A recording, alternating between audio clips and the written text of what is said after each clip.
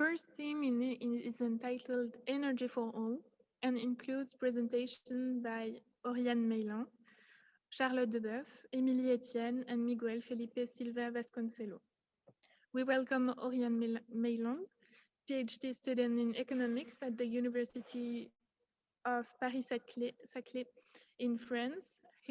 Her research concerns the articulation between development priorities and climate change mitigation objectives, analysis, modeling, and implication for international climate negotiation under the supervision of Franck Lecoq. Within the framework of the doctoral school Agriculture, Food, Biology, Environment, Health, in partnership with the CIRED, International Center for Research on Environmental and Development, and Agro-Paris-Tech. So welcome, Auriane. Thank you. So, well, maybe first of all, I'd like to thank the organizers for this opportunity to exchange on such an interesting subject. I'm a PhD student, like Lauren said, in first year at CIRED, which is in Nogent-sur-Marne, on the articulation between countries' climate targets and development goals. And also in my studies, I've been fortunate enough to assist to a few climate negotiation sessions, but I'll discuss that later today. Today, I'm presenting here the work that I did for my master's thesis that I feel like is a good introduction to this day of discussions. So the title of my research project, which was done under the supervision of Yann Carvigno and Auriane Meilland, and with the financement of Agro-Paris-Tech, is every country taking its fair share, an international survey on climate justice. So maybe as a brief introduction to the context, fairness and equity considerations have underlined climate negotiations from the beginning, with the signature of the UNFCCC in 1992, and the principle of common but differentiated responsibilities and respective capabilities of countries. And the idea behind it is that all countries should take action to face and limit climate change, but not all of them have an historical responsibility or the present capacity that would justify an equal level of action. And over the history of climate negotiations, different approaches have tried to take this principle into account. The most recent one, as you may all know, is the Paris Agreement and its bottom-up approach. So the principle of this approach is that each country's ambition in terms of climate change mitigation and adaptation is set by the country itself in a voluntary contribution, which is called an NDC. Then NDC are regularly aggregated to evaluate whether the global target can be met or not. So that's the global stocktake. And the countries are encouraged to update their NDCs with an increase in ambition regularly. And this leads to a new problem in terms of fairness considerations, because as the countries did not all agree on each country's targets, how do we assess the individual level of ambition of countries? Well, evaluating the ambition of countries is still relevant within the context of the Paris Agreement, because first, it could encourage parties to participate more in international processes if they feel like the others are ambitious too, for example. But it's also useful for non-state actors. For example, it was used when citizens sued the Netherlands in order to raise the ambition of their targets. So it's still a useful process, even if it's not a central part of the negotiations anymore. However, now that no level of ambition has been internationally agreed upon for each country, well, there's a tension between conclusiveness and legitimacy of the assessment tools, which all results in a trade-off. And on an opposite side of the spectrum, we have very simple approaches in which the voluntary contribution in terms of climate mitigation is compared to a reference level that is set by a single burden sharing rule. So a burden sharing rule is a rule that shares the global carbon budgets in individual allocations for countries. based on criteria that vary depending on the rule. And these approaches are very conclusive because we can easily determine whether a country is ambitious enough or not, depending on if its level of ambition is over or under the reference level. But they're not really legitimate because there's no legitimate basis for choosing an allocation rule over another. And then on the other side of the spectrum, we have an approach such as the one that is mainly used by the Climate Action Tracker, in which the voluntary contribution is compared to a range of reference values, each one being determined by a different allocation rule. So outside of the range, it's still easy to determine whether a country is ambitious enough or not. But inside of this fair share range, the rule is not really conclusive because we cannot conclude on whether this particular ambition level would be enough for the global goal. So using more allocation rule in the judgment is more legitimate, but it's also less conclusive, and there needs to be a trade-off. And that's the context in which my work is anchored. The policy relevant there stake here is to improve the conclusiveness of methods to assess the climate mitigation ambition of countries without reducing their legitimacy. And this could be done, for example, by finding legitimate ways of ruling out some of the rules that are used to calculate the references. And here we use the original approach of empirical social choice that was developed by Gartner and Chocat, which aims at legitimizing and motivating collective judgments by observing the individual values of legitimate stakeholders. And the main goals of my study is to observe citizens' values and attitudes towards international climate justice through a survey in order to maybe understand more about the citizens' adhesion to the rules. This study is very preliminary as there's only little literature on the subject. And the idea is to observe the values of citizens from different countries. So here we compare France and the US, but the aim is then to expand the survey to other countries. Maybe very quickly, because the method is something that's very important there. We conducted the survey online in July 2020 in 2 languages, and there were around 1,000 respondents for each country with representativity on 5 criteria. The idea of the survey was to observe the citizens' judgments on the equity rules and principles from different perspectives. So that's an originality of our study, because it helps us observe the consistency of the citizens' judgments. And so what we did was observing in different sections of the survey the respondents' opinion on general principles, illustrative theoretical case, and actual existing NDCs. And we randomized 2 of these sections in order to test whether there was some learning effects of the citizens. And finally, we also wanted to see whether there was a common understanding of what a fair contribution should be. So in order to test this, we created a game where we asked participants to imagine that they had to coordinate with another respondent from the other country and revise their judgment on the EU and the US's NDCs. And if 2 participants blindly coordinated their judgments, then they were given a higher incentive for answering the survey. Now I'll quickly go through a very quick overview of some of the results that I've gotten. There are 44 questions in the survey, so I won't go through all of them. But the first main result of the survey, very quickly, is that in both countries, people tend to think that principles of climate justice should be determined at the international level, even if it prevents countries from pursuing their national interests.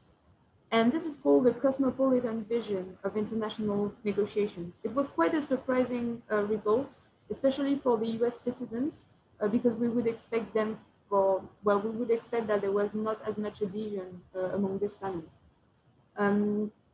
Another interesting result is that in both countries, citizens favored the common aspect of common but differentiated responsibilities.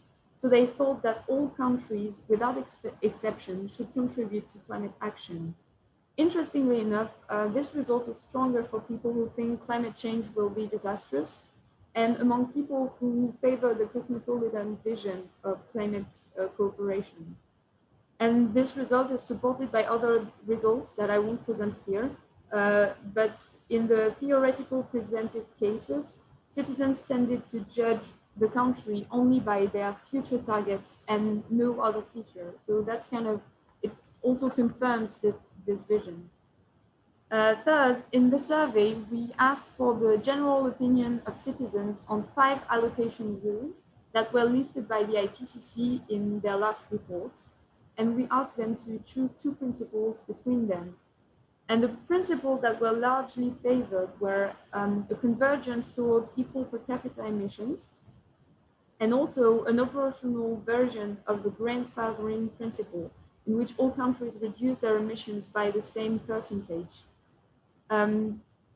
So we tested this opinion on the underlying principle of grandfathering, which is that countries that emitted more in the past will be allowed to emit more in the future.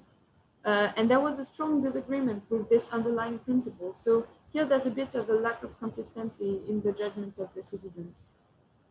And finally, the results of the coordination game. So we see here the evolution of the respondents' judgments on the EU's and the US's NDCs, and how they evolved from the initial question to the questions where citizens were asked to coordinate. And overall, what we see is there are a lot of changes in opinion, but there's no clear trends. So we can sort of conclude that there's no shared understanding of what the fair contribution of the EU or the US should be.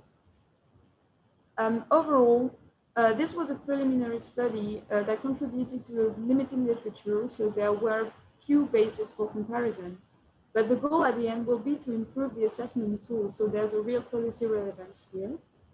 We can discuss the robustness of the data because there's a few biases that are common in surveys, and they could have been induced also by our framing. Also, we have seen that the judgments are not always consistent and there are learning effects. So maybe that's something we will need to improve in further designs. Overall, our methods are very original, and their originality is that there's a plurality of perspective that is observed here. And finally, further studies will be needed first on this data set because we still have data to analyze, such as the data on the open questions.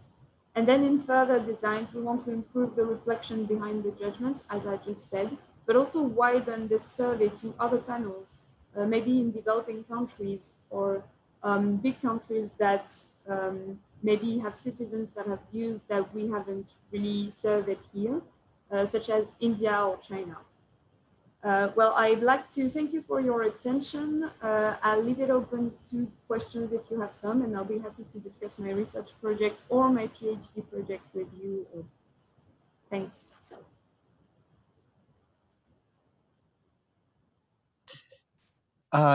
Thank you, Auriane, for your questions, for your great presentation. We learned a great deal about the climate justice. We have our first question, which is raised by Emily. So I can read the question for you, or you can check Slack. So the question is it surprising to see that France and the US citizen have relatively similar perception? What are your hypotheses to explain this convergence of collective judgments? So I guess we were surprised in some of the results, and the most surprising result for me was the one that I presented, where we see that the US people also adopt this cosmopolitan point of view. And well, as for France, it wasn't that surprising to me, but for the US, as they were, well, it's kind of surprising because we have this great tendency to, for the US people to favor their sovereignty.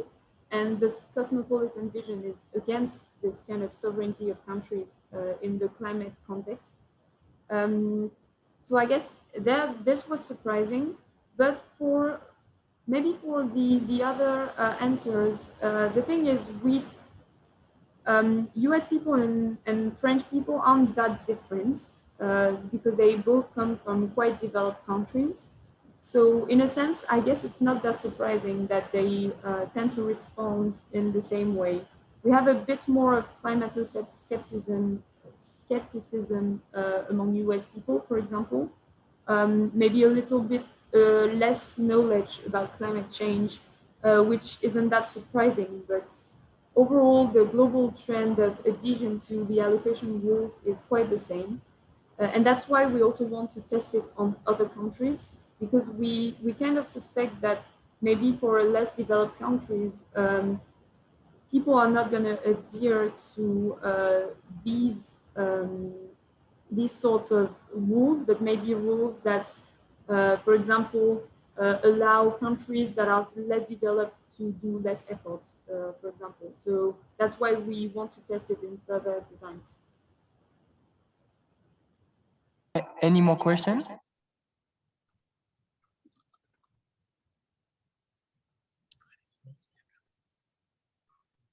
We have another question for you. Did you investigate whether there were differences by gender, age, and other variables? And that's a great question, because I had the same question in mind. Like, yeah, do you have, when you launch the survey, do you ask do you ask question about themselves? Like, do you know the age? Do you know, yeah, like Claudia said, age, gender, where they live in the US or France? Because I guess if they live in Paris, they have other, you know, view about climate change than they live in the middle of France. The same for the US. And if you have this question in China, I can assure you that will be completely different from the people from the city than the countryside. Sure, we've asked a lot of questions about themselves. First, because we wanted to ensure that the panel that we used was representative of the French and US populations. So we have information about the gender of the people, we have information about their age, we have information about their region, about if they live in the city or more in the countryside. And we also have information about their income level. So that's some of the determinants that we tested for. And it actually, there are some differences on a few things, I guess. First, we see that, well, skepticism and a lack of knowledge about climate change is highly represented among older people. So that's not really that surprising. And we see that usually young people tend to talk about climate change more often, and they tend to be worried about climate change more often also. But there's no real clear difference in adhesion to different rules. So that's something that we found quite interesting. Young people tend to favor, if I remember well, more differentiated responsibilities in a sense. But it's not that clear, but we tested for that, and there's definitely different figures that I could have presented on those results. So thank you, Auriane, for your presentation, and thank you, Emily and Claudia, for your questions. I think now we can move on for the next presentation.